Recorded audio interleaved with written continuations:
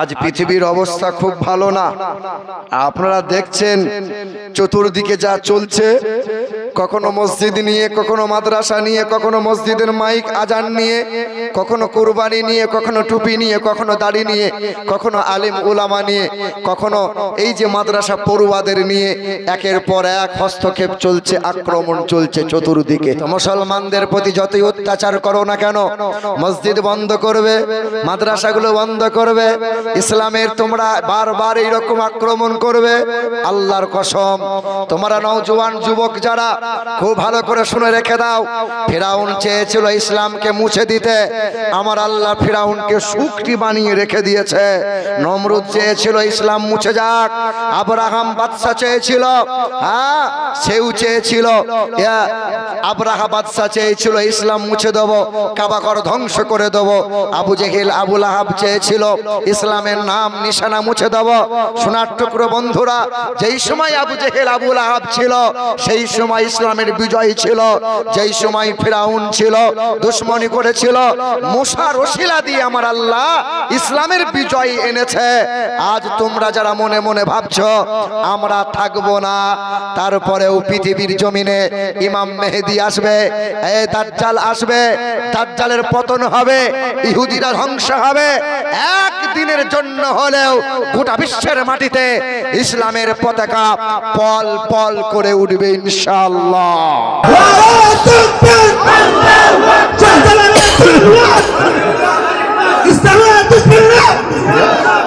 তারা বলছে মাদ্রাসাগুলো বন্ধ করে দিতে হবে।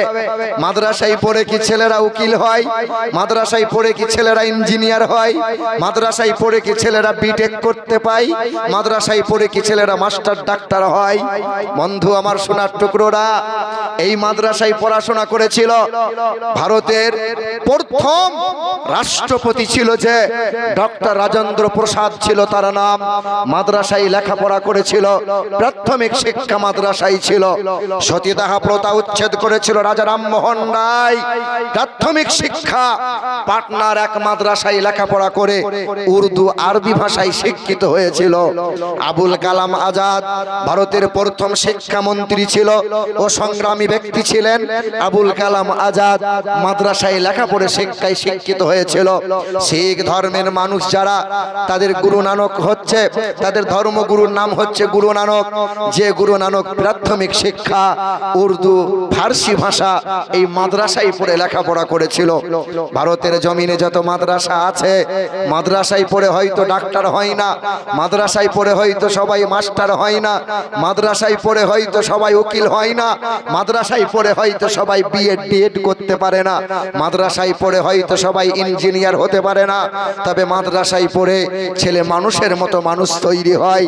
পৃথিবীর কোনো মায়ের লাল যত মাস্টার আছে ডাক্তার আছে, অধিকাংশই নিজের বাপ মাকে খেতে পড়তে দেয় না।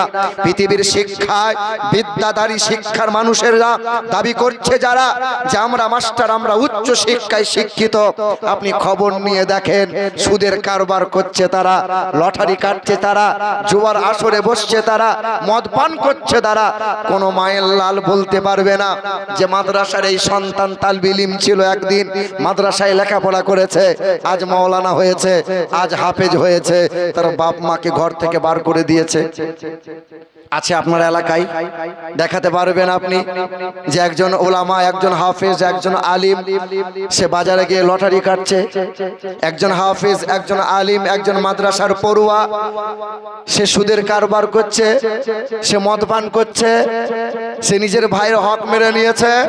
কিন্তু কত উচ্চ শিক্ষায় শিক্ষিত তারা, মাদ্রাসায় পড়ে নাই কখনো, তারা নিজের বাপ মাকে ঘর থেকে বার করে বৃদ্ধাশ্রমে রেখে দিয়েছে। হচ্ছে না বাপ? দেখছেন না আপনারা? মুসলমান ভাইরা আমার, আমার নওজোয়ান তরুণেরা খুব ভালো করে শুনবেন। আল্লাহ রাসূল সাল্লাল্লাহু আলাইহি সাল্লাম মদিনা শহরে মাগরিবের নামাজ পড়েছেন মসজিদের নববীতে। নবী আমার মাগরিবের নামাজ পড়ে সাহাবাদেরকে সঙ্গে নিয়ে মসজিদ থেকে একে একে বার হচ্ছেন। নবীর নজরে পড়েছে, নবী আমার দেখছেন কয়েকজন ব্যক্তি দাঁড়িয়ে আছে। নবী জিজ্ঞাসা করছেন, বাবা তোমরা কারা? বলে আমরা মুসলিম। খ্রিস্টান, কেউ বলে আমরা নাসারা, কেউ বলে আমি সূর্য পূজা করি, কেউ বলে আমি পাথর পূজা করি। নবী বলছেন আমি জাতপাতের কথা জিজ্ঞাসা করি নাই বাবা, আসলে তোমরা কি কারণে এসেছো বাবা? তো বলে ইয়া রাসূলুল্লাহ, আমরা বিদেশ থেকে পেটের দায়ে ব্যবসা করতে এসেছি। আল্লাহ রাসূল সাল্লাল্লাহু আলাইহি সাল্লাম বললেন তোমরা ব্যবসা করতে এসেছো, সন্ধ্যা ঘনিয়ে গেছে, তোমরা যদি এই সময় তোমরা বাড়ির পথ ধরে তোমরা বাড়ি চলে যেতে পারো, রাত পথের মাঝে রাতের অন্ধকারে হয়তো আক্রমণ হতে পারে, তোমরা এই একটা কাজ করো, মদিনায় রাত কাটাইয়ে সকালবেলায় উঠে তোমরা বাড়ি যেও। নবী আমার বলছেন আমার সাহাবায়ে কেরামগণ এক একজনকে দায়িত্ব করে বাড়ি নিয়ে যাও, পেট ভরে খাবার খাওয়াও, আরামের জায়গা করে দাও। সাহাবারা এক একজনকে দায়িত্ব করে নিলেন, কিন্তু একজন মোটা মানুষ, তাকে কেউ নেয় না। নবী জিজ্ঞাসা করছেন একে নাও না কেন? বলে ইয়া রাসূলুল্লাহ, এই ব্যক্তিকে জানি আমরা এ পরের পেলে এত খায় যে হাঁড়ি খালি করে দেয়। দেখবেন কিছু সমাজে মানুষ আছে বরযাত্রী গেলে 50-60টা রসগোল্লা খেয়ে আসে, 4টে রসগোল্লা জীবনে কিনে খায় না, চায়ের দোকানে বসে বসে বাঁ হাতে করে চা খায়, ডান হাতে করে বিড়িতে টান মারে, আর বলে খুব দয়া করে 50টা খেয়েছি, আরো 20টা খাওয়ার ইচ্ছা ছিল, মায়া করে নিলাম না। তবে আপনার এলাকায় এরকম লোক পাওয়া যাবে না, কি বলে? এ বাপ, পরের পেয়ে বেশি খাবেন না। আল্লাহ রাসূল সাল্লাল্লাহু আলাইহি সাল্লাম বললেন এই ব্যক্তিকে আমি নেব। নবী ওই ব্যক্তিকে বাড়ি নিয়ে গেলেন, পেট ভরে খাবার খাওয়ালেন, আরামের জায়গা করে দিলেন। আল্লাহ রাসূল চলে গেলেন রাতের বেলায় তাহাজ্জুদের নামাজে। ফজর হলো, ইশরাকের নামাজ হলো, নবী আমার পা পা করে মেহমানের খোঁজ নেওয়ার জন্য দরজায় আওয়াজ দিলেন, দরজা টুক করে খুলে গেল, নাকে দুর্গন্ধ ভেসে এলো। আল্লাহ রাসূল আমার তাকিয়ে দেখছেন ভিতরে সেই মেহমান নাই, তলোয়ার ফেলে দিয়ে গেছে, কিন্তু ভিতরে দেওয়ালে বিছানামায়ে পায়খানা করে ভদ্রলোক চলে গেছে। আল্লাহ রাসূল আফসোস করে বললেন হায় আমার মেহমান। দেখবেন অনেক সময় মসজিদে মেহমান আসে, ইমাম সাহেব বলে দিয়েছে ভাই আমার মুসল্লিগণেরা দুটো মসজিদে মেহমান এসছে একটু দেখিয়েন। কিছু লোক এমনও আছেন সুন্নত নফল বাদ দিয়ে দেয়, যদি ইমাম সাহেব ভার দায়িত্ব আমাকে দিয়ে দেয়। কিছু লোক আবার ওই দিকে তাকিয়েও দেখে না, অন্যদিকে মুখ করে চলে যায়। এমনি বউয়ের কাছে আমার খাবার নাই, আবার মেহমান নিয়ে সমস্যা বাড়ি নিয়ে যায়। আছে না নাই এইরকম? এবার মেহমান আল্লাহ রাসূল সাল্লাল্লাহু আলাইহি সাল্লাম বিছানাগুলো নিয়ে কুয়ার পাশে গেলেন। নবী আমার নিজ হাতে কুয়া থেকে পানি উঠাচ্ছেন। আল্লাহ রাসূল কুয়ার পানি নিয়ে সেই বিছানা পায়খানাওয়ালা বিছানা পরিষ্কার করছেন। নবী সাল্লাল্লাহু তাআলা আলাইহি ওয়াসাল্লাম দোজাহানের বাদশা আল্লাহ রাসূল করছেন। ওমর ফারুক ছুটে এসে বলছেন ইয়া রাসূলুল্লাহ আপনি নাপাক পায়খানা পবিত্র হাত দিয়ে পরিষ্কার করবেন। যে হাত মোবারকের ছোঁয়া পেয়ে জাবের রাদিয়াল্লাহু তাআলা আনহুর দুই মরা ছেলে জিন্দা হলো। যে হাতের ছোঁয়া পেয়ে অন্ধে ব্যক্তির চোখে জ্যোতি ফিরে পেল। যে হাতের ছোঁয়া পেয়ে কুষ্ঠব্যাধির চেহারাতে শিফা পেল। আপনি হাত দিয়ে আকাশের চাঁদকে দুফালা করলেন, আর আপনি এই পবিত্র হাত দিয়ে নাপাক পায়খানা পরিষ্কার করবেন। দেন আমাকে দেন। আল্লাহ রাসূল বলছেন ওমরে ফারুক তুমি আমার মেহমানটাকে একটু খুঁজে এনে দাও। সে যে আমার মেহমান ছিল। ওমরে ফারুক দৌড়ে গেলেন, সেই মেহমানটাকে ধরে নিয়ে আসলেন। ওই অতিথি মেহমান মুসলিম ব্যক্তিটা থরথর করে কাঁপছিল, কারণ যিনি ধরে নিয়ে এসেছেন তিনি গরম না নরম মানুষ। তিনি গরম মানুষ না নরম মানুষ? ওমরে ফারুক গরম না নরম? বড্ড গরম। ওমর মানি বিপদ, থরথর করে কাঁপছিল। আল্লাহ রাসূল পায়খানা পরিষ্কার করে হাত দুটো ধুয়ে অমুসলিম ব্যক্তির হাতটা ধরে বললেন তুমি আমাকে মাফ করো, তুমি আমাকে ক্ষমার দৃষ্টিতে দেখো, তুমি আমার মেহমান ছিলে, আমি তোমার ঠিক মতো খোঁজ খবর রাখতে পারি নাই। আল্লাহ রাসূল সাল্লাল্লাহু তাআলা আলাইহি ওয়াসাল্লাম দোজাহানের বাদশা সেই অতিথি অমুসলিমের হাতে তলোয়ারটা তুলে দিয়ে মাপ চেয়ে নিয়ে নবী নবী আমার চেহারা ঘুরিয়ে নিলেন। অমুসলিম ব্যক্তি থরথর করে কাঁপছিল, কিন্তু চোখের পানিতে ছলছল করছিল। আল্লাহর নবীর কাছে ছুটে এসে নবীর কদমটা বুকের মধ্যে আঁকড়ে নিয়ে বলল, ইয়া রাসূলুল্লাহ, আপনি আমাকে বাড়ি যেতে বলিয়েন না, আমি আপনার কদমের তলায় জায়গা নিতে চাই। পৃথিবীর দুশমনরা বলে মুহাম্মদ জাদুকর, পৃথিবীর দুশমনরা বলে মুহাম্মদ পাগল, পৃথিবীর জালিমরা বলে মুহাম্মদ জাদুকর, মুহাম্মদ নাদান, মুহাম্মদ পাগল, মুহাম্মদ কবি।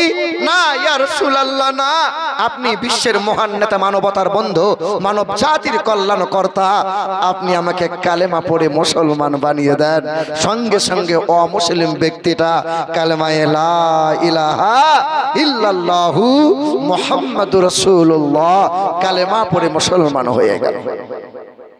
ভাইরা আমার, মুসলমান নওজোয়ান তরুণেরা, আমার যুবকেরা, খাস করে ভারতের জমিনে যখন চতুর্দিক দিয়ে মুসলমানদের প্রতি অত্যাচার শুরু হচ্ছে, ঠিক এই সময় উত্তরপ্রদেশের শামলি জেলা বলে একটি জেলা আছে। ওই জেলায় আয়ুষ মালিক নামে এক হিন্দু ঘরের ছেলে, বাবার নাম হচ্ছে দেবরাজ মালিক, বিখ্যাত ধনী মানুষ, ওষুধের ফ্যাক্টরি আছে। জি হ্যাঁ, দেবরাজ মালিকের একমাত্র পুত্র হচ্ছে আয়ুষ মালিক, কালেমা পড়ে মুসলমান হয়ে গেল। সাংবাদিকরা ছুটে এসে প্রশ্ন করলো, তোমাকে লোভ দেখিয়ে মুসলমান বানিয়েছে মুসলমানেরা? তোমাকে জোর করে কালেমা পড়িয়ে দিয়েছে? তো আয়ুষ মালিক বলে, না না, আমি 2012 সাল থেকে ইসলামিক ওয়াজ শুনছি, আমি কোরআন ও হাদিস নিয়ে রিসার্চ করছি। পৃথিবীর জমিনে মুসলমানদের প্রতি চতুর্দিকে যখন অত্যাচার হয়, তখন আমার নাম ছিল আয়ুষ মালিক। আমার হৃদয়ে নাড়া দিল, আমি সঙ্গে সঙ্গে কালেমা পড়ে মুসলমান হলাম। নাম পাল্টে নাম রেখে দিলাম মোহাম্মদ আলী। জোরে বলা যাবে না সুবহানাল্লাহ? হ্যাঁ ভাইরা আমার নওজোয়ান তরুণেরা, শুনে থাকবেন আপনারা। মক্কা শহরে এক মহিলা ছিল, যে মহিলা খবর পেয়েছে মোহাম্মদ কালকে আসবে, আর মোহাম্মদ যদি কালকে আসে তাহলে আমাকে কালেমা পড়ে মুসলমান বানিয়ে দেবে। তার থেকে আজকে আমি কম্বল গুটিয়ে নিয়ে পালাই। শোনেননি আপনারা? মক্কা মরুর তপ্ত পথে চলছিল এক বৃদ্ধাজন, মস্ত বুঝা মাথায় ছিল, কাঁপছিল তার দুই চরণ। মক্কা মরুর তপ্ত পথে চলছিল এক বৃদ্ধাজন, মস্ত বুঝা মাথায় ছিল, কাঁপছিল তার দুই চরণ। দাঁতে ভেঙেছে বয়স ভারী, আর পেকেছে মাথার কেশ, ক্লান্ত ছিল বুড়ির শরীর, ধুলাই ধূসর মলিন বেশ। তবে সামনে এসে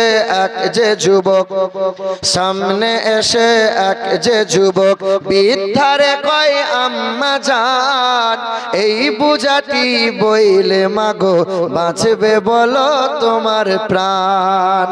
দাও তুলে দাও আমার মাথায়, দাও তুলে দাও আমার মাথায়, তুমি শুধু পথে দেখাও, যেথায় যাবে শান্তি পাবে, আম্মা তুমি পা বাড়াও। লইব না মা পয়সা করি, চাইব দোয়া আশীর্বাদ, তোমার সেবা করলে মাগো এই এতিমের মিটবে সাদ। বুড়ির বোঝা মাথায় নিয়ে, বুড়ির বোঝা মাথায় নিয়ে চলল যুবক পথ ধরে, মানব সেবার খুশির হাওয়া বইছে যে তার অন্তরে। যুবক বোঝা নিয়ে পা পা করে যায়, বুড়িমা পা পা করে হাঁটে, লাঠির উপর ভর করে যায়। তো যুবক জিজ্ঞাসা করে, বুড়িমা আসলে তুমি যাচ্ছ কোথায়? বৃদ্ধাটিকে শুধায় যুবক, যাচ্ছ কোথায় আম্মা জান? মন কেন মা ভরা ক্রান্ত, দুই নয়নে অশ্রুবান। তখন বুড়ি মহিলা বলে, বৃদ্ধা বলে, কালকে নাকি বৃদ্ধা বলে কালকে নাকি আসবে গায়ে মোহাম্মদ, লয়ে বেকেরে ধর্ম মদের লোকটি নাকি ভীষণ বদ। সেই ভয়েতে গ্রাম ছেড়েছি, যাচ্ছি চলে অন্য গ্রাম। শুনলে বাছা দুঃখ আমার, বুঝলে এবার মনস্কাম। বলেন তো কালকে গায়ে কে আসবে? বলেন কালকে গায়ে কে আসবে? মোহাম্মদ সাল্লাল্লাহু। যুবক মুচকি মুচকি হাসে, যুবক কিছু বলে না। একটু পরি বৃদ্ধা বলে ওইখানে মোর চলার শেষ, নামিয়ে দেবা বোঝা আমার, করলে দারুণ কষ্ট কেলেস। বুড়ির বোঝা নামিয়ে দিয়ে, বুড়ির বোঝা নামিয়ে দিয়ে চলল যুবক ফিরার পথ। বলল বুড়ি তোমার মতো আর দেখিনি কাউকে সৎ। বুড়িমা বলে ফুলের মতো মুখটি তোমার, ফুলের মতো মুখটি তোমার, মায়াই ভরা তোমার প্রাণ। কি নাম তোমার, কোথায় বাড়ি, যাও না বলে আব্বা জান। তখন যুবক সামনে এসে বলে, যুবক বলে করুন দোয়া, যুবক বলে করুন দোয়া, না হয় জানো আমি বদ। যার ভয়েতে ভাগছো মাগো, আমি তো সেই মোহাম্মদ। বুড়ি মহিলা বলে কেউ তোমারে জাদুকর বলে, কেউ বলে তো কবি, কেউ বলে তো পাগল, তুমি তো আসলে আল্লাহর পেয়ারা নবী। না না বাবা, আর দেরি করাইও না, আমাকে কালেমায়ে লা ইলাহা ইল্লাল্লাহ, লা ইলাহা ইল্লাল্লাহু মুহাম্মাদুর রাসূলুল্লাহ সাল্লাল্লাহু তাআলা আলাইহি ওয়াসাল্লাম। বুড়ি মহিলা কালেমা পড়ে মুসলমান হয়। বন্ধু আমার সোনার টুকরোরা, তবে আমাদেরকে অটুট থাকা লাগবে। এই তো কয়েকদিন আগে দেখলাম বাংলার জমিনে এক সাংবাদিক জিজ্ঞাসা করছে মুসলমান এক নেতাকে, জিজ্ঞাসা করছে তোমার নাম? তখন বলছে আমার নাম সুকুমার। ভয়ে মুসলমান তার নাম বলছে না।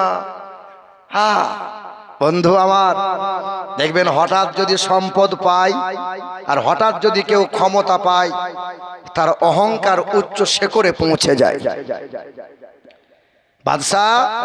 বাদশার দরবারে এক ইঁদুর এসছে। ইঁদুর খাবার খুঁজতে খুঁজতে আলমারির ভেতর ঢুকেছে। তো খাবার তো পায় না। বাদশার ছিল এক হীরের দানা, হীরের টুকরা, হীরের পাথর ছিল। ইঁদুর দেখতে পেয়ে লালসায় পড়ে গেল, ওই হীরের পাথরটা টুক করে গিলে নিল। ইঁদুর হীরের পাথর নিয়ে বড় অহংকারে বেরিয়ে চলে গেল। বাদশা পরের দিন খোঁজাখুঁজি করতে গিয়ে পাথর খুঁজে পাই না। পাথর গেল কোথায়? গ্রামের এক মৌলভী সাহেবকে ডাকা হলো। মৌলভী সাহেব হাত চালিয়ে বলল, এই পাথর কোনো চোর মানুষ এলাই নাই, এই তোমার হীরের পাথর নিয়েছে কোনো ইঁদুরে। সেই গ্রামে ছিল এক চাষি, পুরাতন চাষি। ওই চাষি বলল, ইঁদুরে যদি পাথর নেয় তাহলে সেই ইঁদুরকে ধরবো আমি। বাদশা বলল, সেই ইঁদুরকে ধরে যদি পাথর তুমি দিতে পারো তো তোমাকে এত স্বর্ণ মুদ্রা দেয়া হবে। চাষি ভদ্রলোক চলে গেল মাঠে। কয়েকশো ইঁদুর নিজের খাবার জন্য ছুটে বেড়াচ্ছে, আর যে মাল হীরের পাথর খেয়েছে সে পাথরের ওপর বসে রাজার হালতে দেখছি পা দুলাচ্ছে। চাষি বলছে এই মাল নিয়েছে। সেই ইঁদুরকে ধরে নিয়ে আসা হলো। ইঁদুরকে ধরে নিয়ে এসে পেট কেটে যখন বার করছে, হ্যাঁ হীরের পাথর বেরিয়ে গেল। তো বাদশা তার পুরস্কার দিল। তো বাদশা জিজ্ঞাসা করছে, চাষি ভাই তুমি কেমনে জানলে যে ইঁদুরটাই হীরের পাথর নিয়েছে? বলে যারা হঠাৎ সম্পদ আর হঠাৎ ক্ষমতা পায় তার অহংকার একটু উচ্চ শিখরে পৌঁছে যায়। সব ইঁদুরগুলো খাবার জন্য ছুটে বেড়াচ্ছে, আর এ মাল অহংকারে দেখছি পাহাড়ের উপরে বসে পায়ের উপরে পা তুলে পা দোলাচ্ছে। আমি বুঝে নিলাম মালের ভেতরই পাথর আছে। ভাইরা আমার, সোনার টুকরো বন্ধুরা আমার, সুধী মানুষেরা আমার, নওজোয়ান তরুণেরা, কথা খুব ইশারাই বলবো বা একটু বুঝে নিবার চেষ্টা করিয়েন, কারণ সব কথা খোলাসা করে বলা, কারণ আমাকে তো বাড়ি যেতে হবে। কি বলছেন বলেন আমার নওজোয়ান, আপনারা তো এই তো বাড়ি এইখানে টুক করে ঢুকে যাবেন। ভাইরা আমার, 2 ডাকাত চুরি করতে গেছে। দেশের পরিস্থিতি আপনি দেখেন, যারাই চুরি করছে তারাই বলছে চোর চোর। মুসলমানদের প্রতি কোনো ন্যায় বিচার হচ্ছে বাবা? মুসলমানদের প্রতি ন্যায় বিচার হচ্ছে? 2 ডাকাত চুরি করতে গেছে, তো 1 ডাকাত পাহারা দিচ্ছে, আর 1 ডাকাত পাঁচিল টোপকে যখন চুরি করবে, পাঁচিলটা ছিল দুর্বল পাঁচিল, পাঁচিলটা উল্টে ডাকাতের উপর পড়ে গেছে, ডাকাত চাপা পড়ে গেছে। সকালবেলায় ডাকাত বাদশার কাছে নালিশ করছে, হুজুর আপনার দেশের ডাকাত আমরা, ডাকাত চাপা পড়ে যাবে, এটা মেনে নেওয়া যায়? বাদশা বলছে কখনোই না, আমার দেশের ডাকাত চাপা পড়বে, এটা কি মেনে নেবো? এক কাজ কর, বাড়িওয়ালাকে ধরে নিয়ে আয়। বাড়িওয়ালাকে ধরে নিয়ে এসছে। বাদশা বলছে তোর ফাঁসি হবে। বাড়িওয়ালা বলছে হুজুর আমার অপরাধ। বলে পাঁচিলটা দুর্বল ছিল কেন, ডাকাত চাপা পড়বে কেন? বলছে হুজুর জায়গা আমার, বাড়ি আমার, পাঁচিল আমার, কিন্তু পাঁচিলটা যে আমি বানাই নাই, বানিয়েছিল রাজমিস্ত্রি। বলে এক কাজ কর, রাজমিস্ত্রিকে ধরে নিয়ে আয়, ফাঁসি দেবো। রাজমিস্ত্রিকে ধরে নিয়ে আসা হয়েছে। বলছে তোর ফাঁসি হবে। রাজমিস্ত্রি বলছে হুজুর আমার অপরাধ। বলে তুই ফাঁসিটা পাঁচিলটা এইরকম বানালি কেন? বলে হুজুর ইট দিয়েছিলাম, মশলা দিয়েছিলাম, পাঁচিল বানিয়েছিলাম, তবে মশলা একটু লিভারে ঢিলা করেছিল, এই দোষ লিভারের দোষ। লিভারকে ধরে নিয়ে আয়। লিভার বলছে হুজুর বালু সিমেন্ট ছিল, মশলা মাখিয়ে রেডি করেছিলাম, বালতিতে ছিল 1 বালতি পানি, তবে রাস্তা দিয়ে যাচ্ছিল এক হাতি, হাতি লাত মেরে দিল, বালতির পানি উল্টে দিল, মশলা ঢিলা হয়ে গেল। হুজুর এই অপরাধ আমার লয়, হাতিওয়ালার দোষ, ওর কারণে মশলা ঢিলা হয়েছিল, আর মশলার কারণে পাঁচিল একটু দুর্বল হলো, আর পাঁচিল দুর্বল হলো বলে ডাকাত চাপা পড়লো। বলছে হাতিওয়ালাকে ধরে নিয়ে আয়। হাতিওয়ালা বলছে হুজুর এই অপরাধ আমার লয়, আমার হাতি ঠান্ডা হাতি, লাফাঝাফা করে না। রাস্তা দিয়ে যাচ্ছিল এক মহিলা, ও পায়ে এমন নুপুর পড়েছিল, এই নুপুরের আওয়াজে আমার হাতি ভয়ে চমকে গিয়েছিল, ওই মহিলার দোষ। এই মহিলাকে ধরে নিয়ে আই। মহিলাকে ধরে নিয়ে আসা হলো। মহিলা এসে বলছে হুজুর এই অপরাধ আমার লয়, আমি স্বর্ণকারের কাছে নুপুর বানাতে দিয়েছিলাম, সে পাথর একটু বেশি দিয়ে ঝুমুর একটু বেশি হয়ে গেছে, হুজুর স্বর্ণকারের দোষ। বলে এই স্বর্ণকার তোর ফাঁসি হবে। স্বর্ণকার ছিল রুগা পাতলা মানুষ। স্বর্ণকার বলছে হুজুর ফাঁসি দেবেন, তাড়াতাড়ি দেন, এমনি বউয়ের কাছে সুখ সম্মান নাই। হ্যাঁ, রুগা পাতলা মানুষ, গলা যেমন দেহ তেমন, ফাঁসির দড়ি রেডি করে গলায় যেমন পড়িয়েছে, টান দিয়েছে, তো ফাঁসি আটকাবে কি, ও দড়ি গলা দিয়ে ফুরুত করে বেরিয়ে যাচ্ছে। তো বাদশা বলছে এ মালকে ফাঁসি দিয়ে লাভ নাই, এক কাজ কর, এই এলাকায় যার গর্দান মোটা সেই মাল ধরে নিয়ে আয়, ফাঁসি দেবই, আমার দেশের ডাকাত চাপা পড়ে যাবে, এটা মেনে নেওয়া যায়। ছিল এক পীরের মুরিদ, পীরের খাদিম। দেখবেন পীর সাহেব যে বাড়িতে যায়, পিছনে পিছনে খাদিম যায়, পীর যা না খায় খাদিম সাপোর্টে চালায়। ইমাম সাহেবকে দাওয়াত দিয়ে বাড়ি নিয়ে যাবেন, ইমাম সাহেবের পিছনে খাদিম যাবে, ইমাম যা না খাবে সাগরের তার ডবল ছেঁটে চালাবে। আছে না নাই? এবার ছিল এক পীরের খাদিম, ও সস্তায় পেয়ে মাল বস্তায় ভরে একদম গর্দান মোটা করে ফেলেছে, ফাঁসির মঞ্চে দাঁড় করিয়েছে, ফাঁসি হবে। বলছে হুজুর আমার অপরাধ, তো গর্দান মোটা ওই জন্য। বলে হুজুর ফাঁসি যখন দেবেন পীর সাহেবের সঙ্গে একবার দেখা করতে দেন। কথা হাসিয়েন না, কথা আপনি বুঝেন আমি কি বলতে চাইছি বাপ। পীর সাহেবের কাছে দৌড়ে গেছে, বলছে হুজুর আমার ফাঁসি হবে, আমাকে বাঁচান। পীর সাহেব বলছে তুই আমার খাদিম, তোকে তো বাঁচাতেই হবে।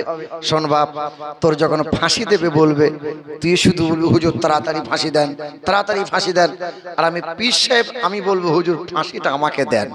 চল। ফাঁসির মঞ্চে দাঁড়িয়ে গেছে। বাদশা বলছে ফাঁসি হবে। বলে হুজুর বেলা ডুবার আগে ফাঁসিটা আমার তাড়াতাড়ি দিয়ে দেন, হুজুর তাড়াতাড়ি দিয়ে দেন। পীর সাহেব বলছে না হুজুর ফাঁসিটা আমাকে দেন। বাদশা চিন্তা করছে ব্যাপার কি রে, বাঁচার জন্য কত লোকে কত বাহানা কত ছলনা করে। এরা ফাঁসি নেওয়ার জন্য এত তড়িঘড়ি, এ বলছে আমাকে দেন, ও বলছে আমাকে দেন। ব্যাপার কি? বলে হুজুর বলা যাবে না। এই বল। বলে হুজুর ভোরে বেলায় স্বপ্ন দেখেছি আজকে ফাঁসির মঞ্চে যে মারা যাবে ফুরুত করে জান্নাত পেয়ে যাবে। বাদশা চিন্তা করছে এত সুবিধায় জান্নাত হাতছাড়া করা যাবে? বলছে বাবা তোরা বাড়ি যা, ফাঁসিটা আমাকে দে। এ মুসলমান ভাইরা আমার, দেশের মাটিতে মুসলমানদের প্রতি অত্যাচার, অথচ এই দেশের জন্য রক্ত দিয়েছি আমরা, এই দেশের জন্য জীবন দিয়েছি সবচেয়ে বেশি আমরা। এখনো ইন্ডিয়া গেটে মোটা মোটা করে লেখা আছে স্বাধীনতা সংগ্রামীদের নাম, ৯২,০০০ ব্যক্তিগণের নাম লেখা আছে। লেখা আছে ৯২,০০০ হিন্দু খ্রিস্টান বৌদ্ধ জৈন সাঁওতালরা দেশের জন্য রক্ত জীবন দিল। তবে সবচেয়ে বেশি রক্ত জীবন দিয়েছে যারা, ৬২,০০০ এই টুপিওয়ালা দাড়িওয়ালা আমরা মুসলমানরা ছিলাম বাবা। হজমোল্লা শুনেছেন? হজমোল্লা, এই ছোট ছেলেরা খায় না হজমোল্লা। এই কদিন আগে এক নেতা বলছে সব নাম তো বাদ দেওয়া হলো, হজমোল্লার নামটা বাদ দিতে হবে। বলে কেন? বলে ওখানে মুসলমানদের দুটো নাম ঢোকা আছে, এক হলো হজ আর দ্বিতীয় হলো মোল্লা। কথা বুঝতে পারছেন না? আর কত কি হবেন বেঁচে থাকলে দেখতে পাবেন। এ বাবা, দেশটা নয় তো কারো বাপের ভিটা, করিবে মন চাহিলি যখন যেটা। দেশটা নয় তো কারো বাপের ভিটা, করিবে মন চাহিলি যখন যেটা। দেশটা লক্ষ মায়ের ইজ্জতেরই দামে কেনা, মাটিতে মিশে আছে লাখ শহীদের রক্ত কোনা। শহীদের রক্তের দামে কিনা আমাদের সোনার ভিটা, তবে কেন অভ্যাস হলো বিদেশিদের চরণ চাটা। দেশটা নয় তো কারো বাপের ভিটা, করিবে মন চাহিলি যখন যেটা। বলে মুসলমানদের সঙ্গে চলা যাবে না, মুসলমানদের সঙ্গে মিশা যাবে না, মুসলমানদের দোকানে খাবার খাওয়া কিনা যাবে না। কিন্তু বিদেশে গেলে মুসলমানদের সঙ্গে গলা মিলানো যাবে, বিদেশ থেকে তেল গ্যাস নেওয়া যাবে, তাতে অসুবিধা। দেশটা নয় তো কারো বাপের ভিটা, করিবে মন চাহিলি যখন যেটা। এদেশের মাটি হতে গন্ধ আসে ওই কালেমার, এদেশের আকাশ ছুঁয়ে রয় দাঁড়িয়ে কত মিনার। এদেশের মাটি হতে গন্ধ আসে ওই কালেমার, এদেশের আকাশ ছুঁয়ে রয় দাঁড়িয়ে কত মিনার। আজানের সুরে সুরে জীবন যাদের গড়ে ওঠা, এদেশে জালিমদের এত কেন ঘন ঘাটা। দেশটা নয় তো কারো বাপের ভিটা, করিবে মন চাহিলি যখন যেটা। নারে তাকবীর, নারে তাকবীর, নারে রিসালাত, নারে রিসালাত। আপনারা ভয় খাচ্ছেন, পিছনে লোকগুলো ভয় খাচ্ছে। একটু আল্লাহর নামে ধ্বনি দেবেন, সেটাও পারছেন না। হায় হায় হায়। হ্যাঁ, যখন ওয়াকফের বিল বাতিল হলো তখন দাড়ি চাচা জীবনে পেশাব করে পানি লাই না, সে মালগুলো দিচ্ছে, রাস্তায় দাঁড়িয়ে আন্দোলন করছে আমাদের ওয়াকফ ফিরিয়ে দিতে হবে, দিতে হবে। মানে হ্যাঁ রে, ভেড়ার ছাগলের দল যদি রাস্তায় আন্দোলন করে আর আকাশ থেকে 2 ফোঁটা যদি বৃষ্টি পড়ে, সেই আন্দোলনে ভেড়া ছাগল রাস্তায় থাকবে বাবা, না লাভ মেরে গোয়ালে ঢুকে যাবে? কথা বুঝতে পারছেন না? তো অর্থাৎ আমরা যদি পশুর খাতায় এখনো নাম রেখে দিই, আপনি বলছেন আমরা পশুর খাতায় নাম, আপনি দেখেন আপনার যে ছেলেটাকে আপনি মনে মনে ভাবছেন যে আমার ছেলে মানুষ তৈরি হচ্ছে, আপনি খোঁজ নিয়ে দেখেন আপনার ছেলে পেশাব করে পানি লাই না। গরু ছাগল কুকুর বিড়াল খাবার আগে বিসমিল্লাহ বলে খায়, বলেন না? গরু ছাগল ঘুম থেকে উঠে আল্লাহ শুকরিয়া আদায় করে করে গরু ছাগল পেশাব করে পানি নেয়, নিতে হয়। গরু ছাগলকে নিতে হয় না, কারণ তারা পাক না পাক বোঝে না, হারাম হালাল চেনে না, বৈধ অবৈধ জানে না, তারা জান্নাত জাহান্নাম তারা পাবে না। কিন্তু তোমার ছেলে আমার ছেলে, আমরা মানুষ যারা, আমরা তো পাক না পাক বুঝি বাবা। হ্যাঁ, চায়ের দোকানে বসে বসে চাচা বিড়িতে টান মারছে আর বলছে সাংঘাতিক ওয়াজ। উরি বাবা, তেমন সুর তেমন কণ্ঠ, আর যা ওয়াজ করে গেল, কেঁদে কেঁদে বুক ভাসিয়ে দিল। আহা, নবী দয়ার নবী, হাউজের কাউসারের পানি পিলিয়ে দেবে, ফুরুত করে জান্নাত পাওয়া যাবে। হ্যাঁ হ্যাঁ, ওই বিড়িতে টান মারতে মারতে জান্নাত পাওয়া যায়, এটা ভেবে নিয়েছো বাপ? জান্নাত চাচার শ্বশুর ঘর, জান্নাত কি নানির বাড়ি? না, ভাবিয়েন না। মুসলমান ভাইরাই আমার, হায়াতের মালিক যিনি, মৌতের মালিক তিনি, আনন্দ নিরানন্দের মালিক তিনি, জান্নাত ও জাহান্নামের মালিক তিনি, সর্ব জায়গার সর্বক্ষণের মালিক এক আল্লাহ। ইয়াখলুকু মা ইয়াশা ইয়াহাবু লিমান ইয়াশা ইনাসা ইয়াহাবু লিমান ইয়াশা উযকুর। আমি এক আল্লাহর ইবাদত করো, আমি রব, আসমানের রব আমি আল্লাহ, জমিনের রব আমি আল্লাহ, সর্ব জায়গার সর্বক্ষণের মালিক এক আল্লাহ। তবে পৃথিবীতে ধর্ম আছে কম বেশি ৩,৫০০। কতগুলো ধর্ম আছে বাপ? হ্যাঁ, ইহুদিরা বিশ্বাস করে আল্লাহ হলো দুইটা। আল্লাহ কটা বলেন না? আল্লাহ কটা? ইহুদিরা বিশ্বাস করে কয় আল্লাহ? কোরআনে আল্লাহ জানাইলেন আসমানের মালিক, জমিনের মালিক। ইহুদিরা বিশ্বাস করে দুই আল্লাহ। ওয়াকালাতিল ইয়াহুদ উযাইর ইবনুল্লাহ। ইহুদিরা বিশ্বাস করে এক মালিক আল্লাহ, তবে আর একটা মালিক হলো আল্লাহর বেটা, নাম তার উযাইর। জোরে বলো সুবহানাল্লাহ। না বাপ, এখানে নাউজুবিল্লাহ বলতে হবে। সব জায়গায় সুবহানাল্লাহ বলিয়েন না। সুবহানাল্লাহ বলা ভালো, কিন্তু সব জায়গায় বলা কাঁদবেন, দোয়া করার সময় কাঁদবেন, কাঁদা ভালো। কিন্তু বিয়ে করতে গিয়ে জামাই যদি শ্বশুরে গলা ধরে কাঁদে, ও কাঁদন ভালো হবে বাবা? দেখেননি আগেকার মেয়েরা বিয়ে হওয়ার পরে কাঁদতো না? একবার বাপের গলা ধরে, একবার মায়ের গলা ধরে, একবার ভাইয়ের গলা কেঁদে বুক ভাসিয়ে দিয়ে। এখনকার মেয়েরা কাঁদে? এখনকার মেয়েরা কাঁদে? কাঁদবে কি করে? সব তো মোবাইলে সেটিং হয়ে আছে। এ বিয়ে করতে এসছে, মেয়ে ফোন করে বলছে তুমি বিয়ে করতে এসছো, তুমি তো জানো না, তুমি তো একবারই বিয়ে করছো, তুমি যেন মসজিদে নামাজ পড়িও। জীবনে নামাজ পড়ে না। ও জিজ্ঞেস করছে ভাই মসজিদটা কোন দিকে? বলে ওই দেখো। ছুটে গিয়ে উত্তর দিকে মুখ করে আল্লাহু আকবার। কি ব্যাপার? বল 1.5 রাকাত চালিয়ে দিলাম নামাজ। বিয়ের পিড়িতে বসেছে, মৌলবি হায়ার করে চলে এসছে, ইমামে আজম, তখন বিয়েটা পড়িয়ে দিয়েছে বুঝলেন। চাচা খোঁচা মেরে বলছে বাপ সালামটা দে। আসসালামু আলাইকুম। শাশুড়ি তখন উকি মেরে দেখে সাংঘাতিক জামাই, যেমন পাঞ্জাবি তেমন টুপি তেমন সালামের বাহার, এ নিশ্চয়ই আল্লাহর ওলি। 3 দিন পর যখন শ্বশুর বাড়ি বেড়াতে এসছে, শাশুড়ি জিজ্ঞাসা করছে হ্যাঁ মামা জামাই কই? বলে ওই দেখো আন্ডার প্যান্ট পরে ঘুরে বেড়াচ্ছে। তো সেদিন তো ভেবেছিলাম আল্লাহর ওলি, ইবলিশের খালাতো ভাই। ও আল্লাহর ওলি?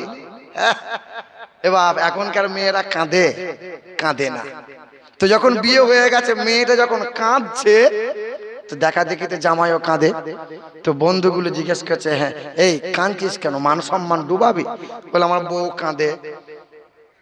বলে বউ কাঁদে, তুই কেন কাঁদছিস? বলে না আমার বউ কাঁদে। বলে একদিনে এত পীড়িত? বউ কাঁদে বলে তুই কাঁদিস? আরে বউ কাঁদছে, বাপ মা ছেড়ে চলে যাচ্ছে বলে, তুই কেন কাঁদছিস? বলে দেখ বউ কাঁদছে, বাপ মা ছেড়ে চলে যাচ্ছে বলে, আর যে বউ আমি নিয়ে যাচ্ছি 2-4 মাস পরে আমাকেও বাপ মা ছাড়তে হবে, ওই জন্য বউয়ের সঙ্গে এখন কেঁদে নিচ্ছি। কাঁদা ভালো, সব জায়গায় কাঁদা। ভাষা বুঝতে পারছেন না বলেন? আপনারা মুর্শিদাবাদের লোক, আপনাদের ভাষা আলাদা, আপনাদের ভাষাতে সুর আছে। আমার বর্ধমান ভাষা খুব কড়া ভাষা। এখানকার লোক যখন আমাদের বর্ধমান জেলায় যায়, তা আমরা বলি ভাই একটু ভাটালি সুরে গান শুনিয়ে দেন তো। আর সাংঘাতিক সুর বুঝলেন। এবার কথা বোঝার চেষ্টা করেন, তাহলে সব জায়গায় সুবহানাল্লাহ বলা যাবে। সারা জীবন ওয়াজ হলো, খোদা বক্স মোল্লা বক্স ওয়াজ করে চলে গেল, কবরডাঙ্গায় শুয়ে রইল। ইমাম সাহেবরা তো ওয়াজ করে জুম্মার দিনে ফাটিয়ে দিল। কি বলছেন বলেন? এখনো যদি আপনাকে বলাতে হয়, জোরে বলো সুবহানাল্লাহ। একটু পাম দিয়ে আর কতদিন চলবে বাবা? হ্যাঁ, যতদিন দেখবেন মৌলবীরা পাম দিয়ে সুবহানাল্লাহ বলাচ্ছে, ততদিন এই জাতি মার খাচ্ছে। দেখবেন আপনি হাতে কলমে, কারণ কোরআন বলছে যে ওয়াকাযালিকা নুওয়াল্লি বাযাল যালিমিনা বিমা কানু ইয়াকসিবুন। আমি আল্লাহর হুকুম যখন মানবি না, নবীর তরিকা যখন পছন্দ তুই করবি না, সব জায়গায় মার খাবি, লাঞ্ছিত হবি, অপমানিত অসম্মান হবি, পায়ের নিচে মাটি তোর থাকবে না। আমি মহান মালিকের ঘোষণা, মা আতাকুমুর রাসূল ফাকুযুহু ওয়া মা নাহাকুম আনহু ফান্তাহু। আমার নবীর তরিকা মেনে নে, আমার নবী যা দিয়েছে তা গ্রহণ করে নে, নবী যা ছাড়তে বলে তা থেকে নিজেকে দূরে সরিয়ে নে। ওয়াত্তাকুল্লাহ, এক আল্লাহকে ভয় করে নে, সব জায়গায় কামিয়াবি পাবি। মাথা উঁচু করে বাঁচবি রে বান্দা, কেউ তারে মারতে পারবে না, কেউ তারে বেইজ্জতি করতে পারবে না, কেউ তোমারে কষ্ট দিতে পারবে না। সংসারে শান্তি পাবে, দুনিয়াতে শান্তি পাবে, মাথা উঁচু করে বাঁচবে, পরকালে হাসতে হাসতে জান্নাতি হবে। যখন আমার নবীর তরিকা পছন্দ হবে না, মাথায় টুপি দিতে ভালো লাগবে না, গালে দাড়ি দিতে লম্বা দাড়ি রাখতে ভালো লাগবে না, নবীর পোশাক পরতে ভালো লাগবে না, নামাজ পড়তে ভালো লাগবে না, আল্লাহ বলতে ভালো লাগবে না, নবীর তরিকায় চলতে ভালো লাগবে না, সুদ থেকে নিজেকে বাঁচাতে যখন পারবি না, আর জমির আল কাটা থেকে যখন নিজেকে দূরে রাখতে পারবি না, সব জায়গায় মার খেতে হবে, বেঈমানের হাতে ক্ষমতা যাবে, মুসলমান লাঞ্ছিত হবে। কি বলছেন হুজুর? হে মুসলমান ভাইরা আমার, হে নওজোয়ান তরুণেরা, যুবকেরা, বলেন তো ইহুদিরা বিশ্বাস করে কয় আল্লাহ? আর একটা ধর্ম আছে খ্রিস্টান, খ্রিস্টান ধর্মের মানুষ যারা, এরা বিশ্বাস করে মালিক হলো তিনটা। কটা মালিক? কোরআনে আল্লাহ জানাইলেন ওয়াকালাল মাসীহ ইয়া ঈসা ইবনে মারইয়াম, এক মালিক আল্লাহ। আল্লাহর একটা বিবি আছে, নাম তার মারিয়াম, আল্লাহর একটা ছেলে আছে, নাম তার ঈসা। মালিক হলো তিনজনা। জোরে বলেন। তবে আর একটা ধর্ম আছে সনাতন ধর্মের মানুষ যারা, এরা বিশ্বাস করে আর একটু আলাদা। এদের বিশ্বাস হলো লোহা লক্করের মালিক বিশ্বকর্মা, সূর্যের মালিক সূর্যদেব, আকাশের মালিক ব্রহ্মা, জমিনের মালিক বিষ্ণু, ছেলে মেয়ে দেবে শিব দুর্গা, বিদ্যার মালিক সরস্বতী, রুজির মালিক লক্ষ্মী। এ মুসলমান, তবে জ্ঞানী যারা, পণ্ডিত যারা, তারা বিশ্বাস করে মালিক এক। বেদে লেখা আছে এক মালিকের কথা, না দ্বিতীয়ামা না তৃতীয়ামা চতুর্থা না পঞ্চুতে, তিনি দুইটা তিনটা চারটা হবেন না। ও নম ব্রহ্মাণ্ড প্রভাসিত নম কল্যাণ শান্তি যুগে যুগে নমঃ।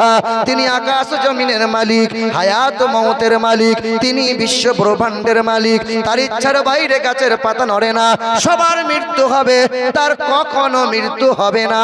তার কেউ জন্ম দেয় নাই, তিনি কখনো জন্ম নেয় নাই, তিনি তার কোনো সন্তান নাই, তিনি কখনো জন্ম নেয় নাই, খায় না, তিনি ঘুমান না। এক আল্লাহ, আদামু নামে রহিমা, আল্লাহ জ্যেষ্ঠাং ষষ্ঠাং পুরনাং পন্নাং, তিনি আল্লাহ, তিনি জ্যেষ্ঠ, তিনি ষষ্ঠ, তিনি মহান প্রতিপালক, এক দ্বিতীয় লা শারীকা লা, আল্লাহু আল্লাহ। আসমানের রব এক আল্লাহ, জমিনের রব আল্লাহ, রহমত সর্ব জায়গার সর্বক্ষণের মালিক এক আল্লাহ।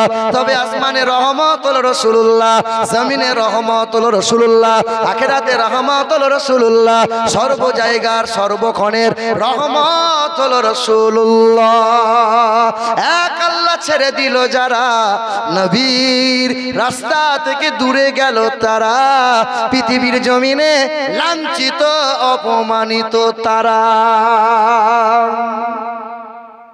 এ মুসলমান ভাইরা আমার, ধৈর্য ধরেন, সবুর করেন, তাড়াহুড়ো করিয়েন না, খুব তাড়াতাড়ি রেজাল্ট পাবেন, এটা আল্লাহ পাকের কুদরত, নিশ্চয়ই পাবেন।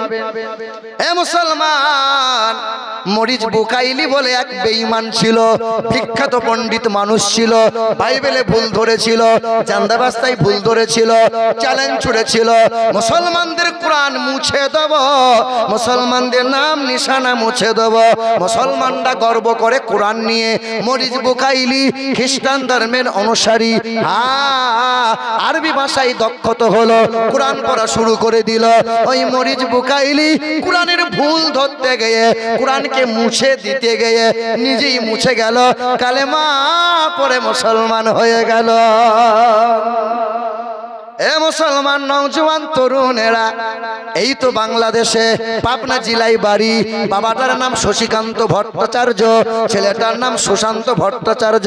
ঢাকা বিশ্ববিদ্যালয় থেকে ডবল এম এ করে নিল।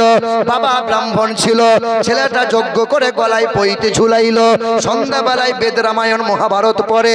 তার মনে মনে চিন্তা হলো, মুসলিমদের প্রতি বিদ্বেষ এসে গেল, মুসলমানদের কোরআনে ভুল ধরব। মুসলমানরা আজান দেয়, কানে সঙ্গে সঙ্গে আঙ্গুল গুজে দেয়, না না, আজানে আমাদের বড় ডিস্টার্ব হয়। তাই তো মুসলমানদের টাইট করতে গিয়ে বলে মুসলমানদের আজানের সাউন্ড কমাতে হবে, আমাদের ঘুমের বড় অসুবিধা হয়। আরে 20 বছর আগে হিন্দু বলো, মুসলমান, সাঁওতাল, আদিবাসী বলো, সামনে মাধ্যমিক পরীক্ষা ছিল। হিন্দু ঘরের ছেলেটা ভোরের বেলায় আজান শুনে পড়তে উঠেছিল। মা, ভোরে আজান শুনতে পেলাম, তাই তো ঘুম ভেঙে গেলাম, লেখাপড়ার জন্য প্রস্তুতি নিলাম। আরে মাঠে গিয়েছিল, কেউ তো হাতে ঘড়ি নিয়ে যায় নাই, তখন তো মোবাইলের যুগ ছিল না। আজান হয়েছিল, কাজের ছুটি নিয়ে হিন্দু খ্রিস্টান আদিবাসীরা বাড়ি ফিরে এলো। আজ বলছে আজানে বড় শব্দ দূষণ হয়। ওই তো বাংলাদেশের ছেলে আজান হলে পরে এখানে আঙ্গুল দিত, তবে সন্ধ্যাবেলায় বেদ রামায়ণ মহাভারত পড়তে শুরু করলো। তার ধর্মগ্রন্থে দিন দুনিয়ার বাদশাহ জনাবে মুহাম্মদুর রাসূলুল্লাহ সাল্লাল্লাহু তাআলা আলাইহি ওয়াসাল্লামের নাম পেল। জি হ্যাঁ, সন্ধ্যাবেলায় বেদ রামায়ণ পড়ে, সকাল থেকে সন্ধ্যা পর্যন্ত পূজা অর্চনা করে। ওই মুসলিম ঘরের ছেলেটা বাবাকে বলল, বাবা তুমি যদি আমাকে অনুমতি দাও, ইসলাম ধর্মের মহাগ্রন্থ আল কোরআনটা আমি পড়তে চাই। বলে, খোকা বাইবেল পড়, রামায়ণ পড়, জান্দাবাস্তা পড়, কিন্তু কোরআন পড়িস না। দেখবেন আজীবন মুসলমানদের প্রতি একটা হিংসা ভাব সবার আছে, সবার আছে। আজ দেখবেন ভারতের জমিনে কত গির্জা আছে, কত মন্দির আছে, পাঠশালা আছে, কারো কোনো সমস্যা নাই, কিন্তু মসজিদগুলো নিয়ে, মাদ্রাসাগুলো নিয়ে এক শ্রেণীর বড্ড জ্বলন হয়। দেশের মাটিতে কত বিদ্যালয় আছে, কারো সমস্যা নাই, কিন্তু মাদ্রাসাগুলোই নাকি সন্ত্রাসী তৈরি হয়। হ্যাঁ, রাত ভোর কীর্তন হয়। আমরাও চাই তাদের ধর্ম তারা পালন করুক, কিন্তু আমাদের আজান নিয়ে কেন বাবা এত অসুবিধা হয়? ভাইরা আমার, ন্যাংটা সাধু ঘুরে ঘুরে বেড়ায়, কোনোদিন আমরা প্রতিবাদ করি না। তাদের ধর্মে আছে, তারা করুক, তার ধর্ম তার কাছে ভালো, আমার ধর্ম আমার কাছে রাখো। কিন্তু দাড়িওয়ালা টুপিওয়ালা দেখলে কেন এত সমস্যা হয় বাবা? আমরা তো প্রতিটা ধর্মকে সম্মান দিই, বলেন। মুসলিম ছেলে বাবার কাছে বারবার অনুমতি নেয়, দৌড়ে যায় ইমামের কাছে হাজির হয়। ছেলেটা আলিফ বা তা শুরু করে দেয়। কয়েক মাসের ভিতরে ছেলেটা কোরআন পড়া শিখে নেয়। মন হয় এবার মসজিদে যায়, কিন্তু চান্স হয় না। মসজিদের সামনে গিয়ে দাঁড়াইয়ে রয়। মসজিদে জুম্মার দিনে আজান হয়, কত ডাক্তার যায়, মাস্টার যায়, নেতা যায়, মেম্বার যায়, গরিব যায়, ধনী যায়, কালো ভরসা যায়। যে আগে যায় সে মসজিদের সামনে কাতারে বসতে পায়। কি গো, না না, মেম্বার এসছে বলে তাকে ঘাট ধরিয়ে তুলে দিয়ে পিছনে কাতারে দেবে? এমন মসজিদের সুযোগ পাওয়া যাবে? এমন সুযোগ পাওয়া যাবে? কিন্তু কয়েক বছর ধরে দেখছিলাম ছাগলের রাখাল যে, তাকে দেখছি শিক্ষিত লোকরা সেলুট করছে। এক কলম বিদ্যা লেখাপড়া জানে না, সে সমাজের নেতা হয়েছে। এই কয়েক বছর ধরে দেখছিলাম। আগে ছিল আলেম ওলামাদের সম্মান, শিক্ষিত মানুষের কত ইজ্জত ছিল, কোথায় গেল? সব শেষ, সব শেষ। মূর্খরা নেতা হলো, লুটে পুটে সব সম্পদ গুছিয়ে নিল। যে হ্যাঁ বন্ধু আমার, সোনার টুকরো বাপ, আমার নওজোয়ান তরুণেরা, খোদার ঘর মসজিদে নেতাগিরি চলবে না, খোদার ঘর মসজিদে মেম্বারগিরি চলবে না, সেখানে গিয়ে কেউ ডাক্তার, কে মাস্টার, ডিগ্রি চলবে না। পৃথিবীতে দুনিয়াদারি করতে গেলে ডিগ্রি চলে, উপাধি চলে। কবরে গিয়ে যদি ডিগ্রি দেখাও, ফেরেশতা যখন হাজির হবে সেদিন হাফেজ সাহেব বলবে আমি বড় হুজুর, তখন ফেরেশতা ভয়ে পালিয়ে যাবে। কি মনে হয় আপনাদের?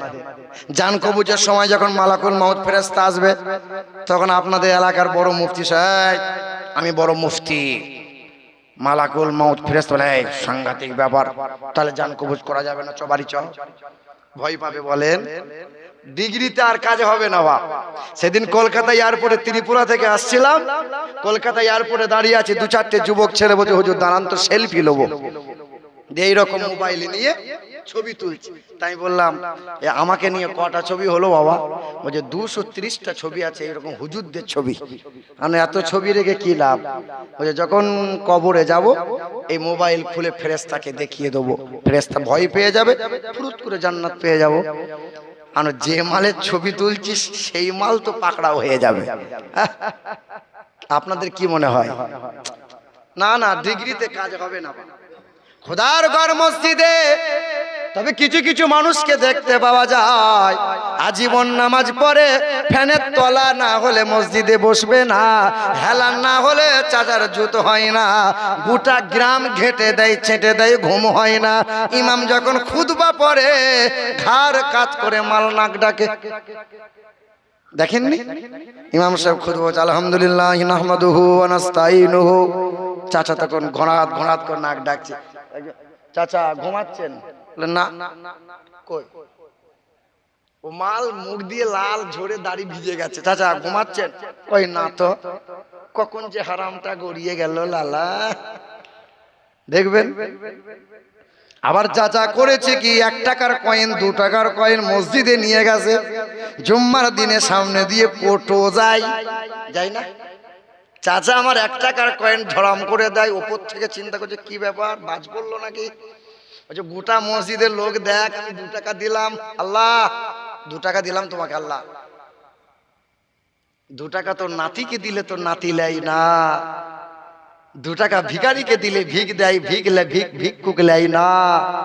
হাওড়া স্টেশনে হিজড়া হাত পেতেছে, 5 টাকার কয়েন দিয়েছে, তো হিজড়া 5 টাকার কয়েনটা ফিরিয়ে দিয়ে বলছে আপনি নিয়ে যান চা খাবেন।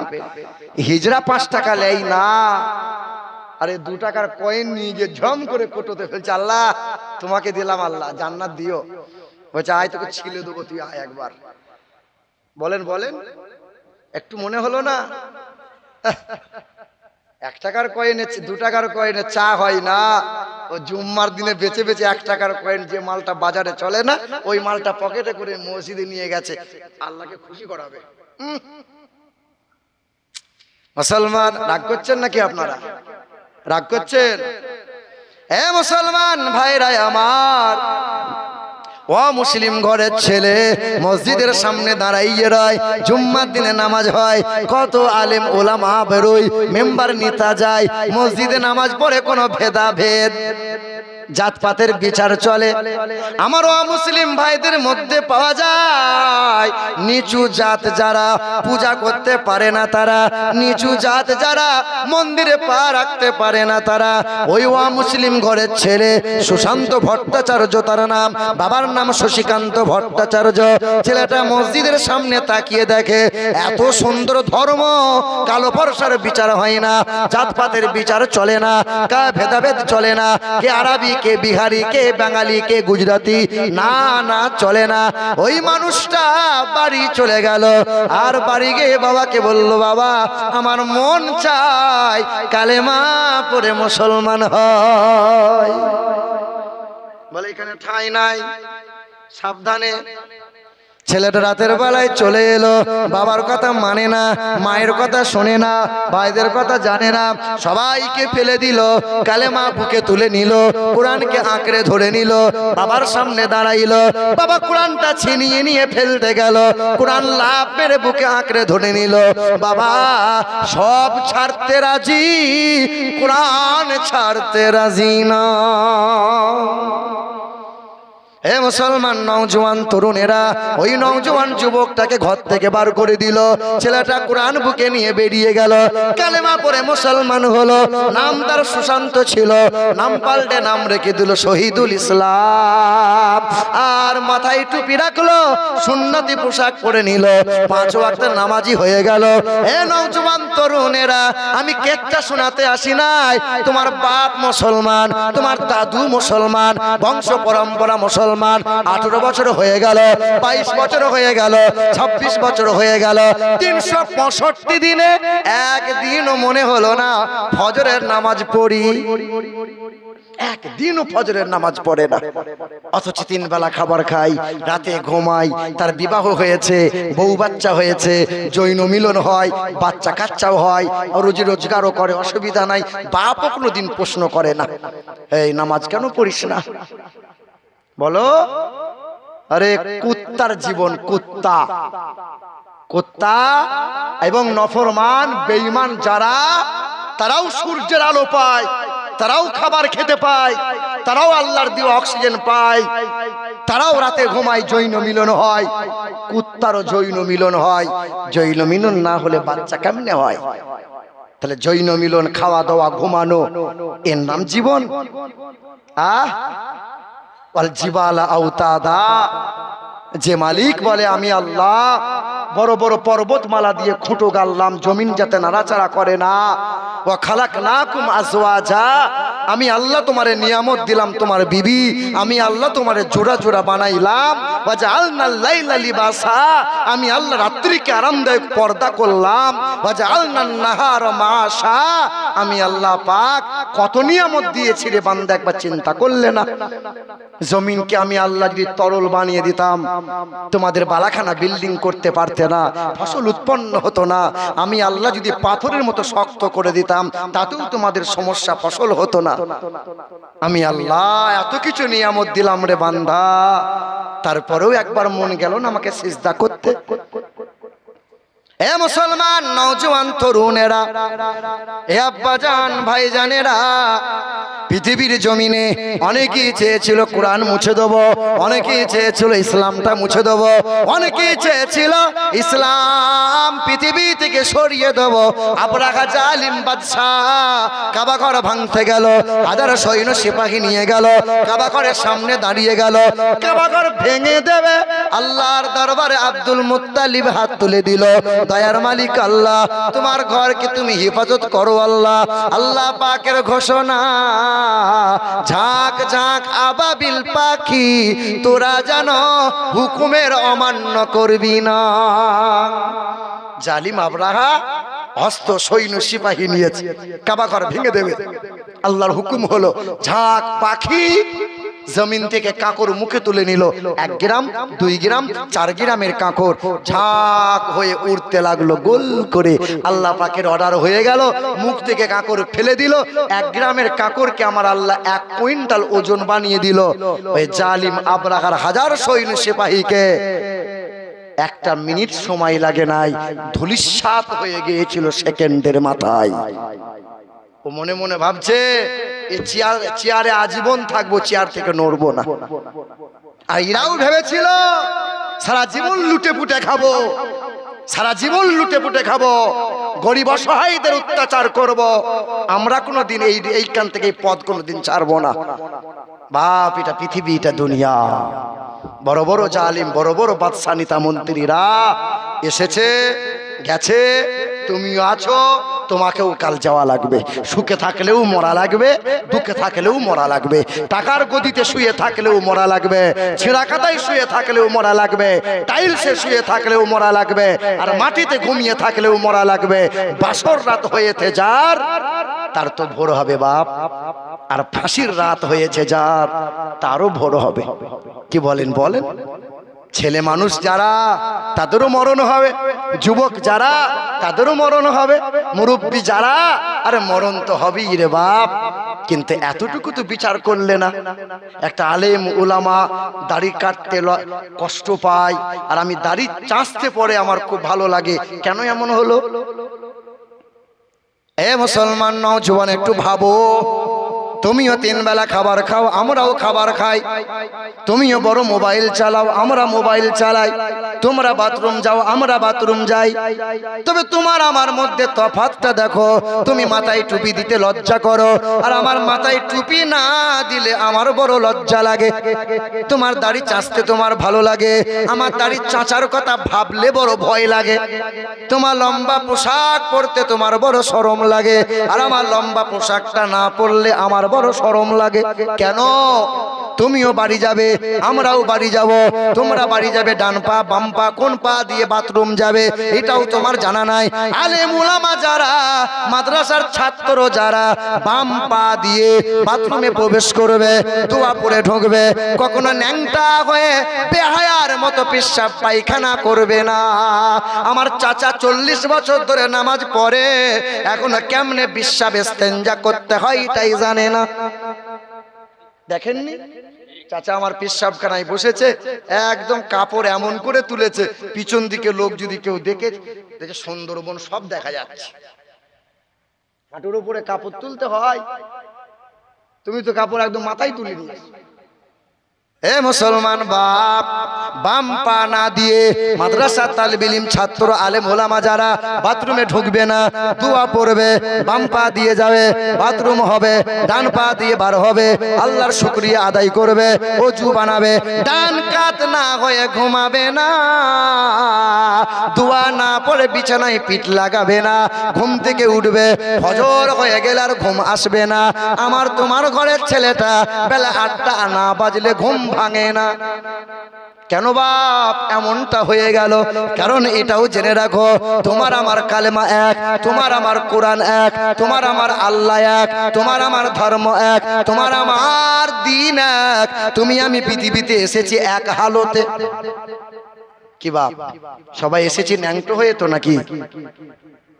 না ইমামে আজম ইমাম সাহেব বোধহয় লুঙ্গি পরে এসেছিল, কি বলে? সবাই আমি তুমি পৃথিবীতে এলাম এক হালতে।